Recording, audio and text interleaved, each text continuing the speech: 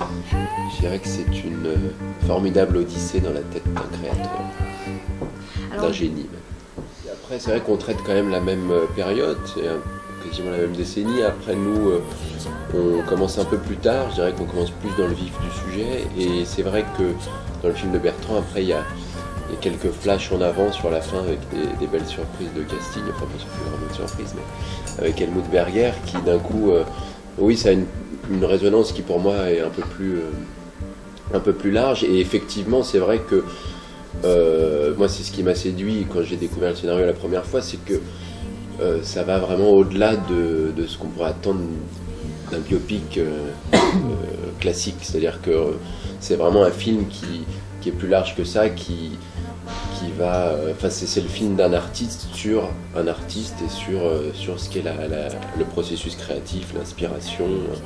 Ça ne traite pas forcément seulement de Saint-Laurent, c'est-à-dire qu'on est vraiment dans la tête du créateur du début jusqu'à la fin. Et c'est un film plus mental. Je suis arrivé sur le plateau le premier jour, je ne savais pas encore vraiment quelle allait être la voie que j'allais adopter, parce qu'effectivement la démarche qu'on avait avec Bertrand, enfin les discussions qu'on a eues très tôt, c'est que justement on voulait, et il me l'a énoncé clairement Bertrand en me disant, si je te choisis toi, c'est que j'ai autant envie de filmer toi l'acteur enfin j'ai autant envie de voir Gaspard que Yves Saint-Laurent dans ce que je vais filmer. Donc ça m'a tout de suite donné cette piste où d'un coup moi je me suis rendu compte que effectivement ce qui était le plus intéressant dans cet exercice, c'était d'aller dans un vrai travail d'appropriation et d'inspiration et essayer ensuite de trouver un vrai espace de liberté où je pouvais moi d'un coup faire circuler de l'émotion, de la sincérité et rendre quelque chose qui serait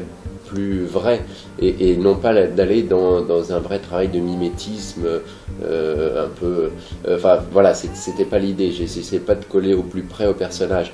Effectivement, il y avait cette question sur la voix, et il y a même un moment où je me suis posé la question, est-ce que je vais pas garder ma voix? Et après effectivement il fallait un entre-deux. Donc je sais pas, cette voix elle est sortie un peu toute seule le premier jour de tournage. Alors oui, effectivement j'ai écouté énormément d'interviews, voilà, pendant longtemps j'ai essayé de trouver tout ce que je pouvais trouver pour avoir cette musique en tête, mais